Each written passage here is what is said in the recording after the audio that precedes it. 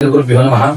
यावर्षी दरवर्षीप्रमाणे यावर्षी सुद्धा गणेश चतुर्थी 27/8/2025 बुधवारी या दिवशी गणेश चतुर्थी आहे.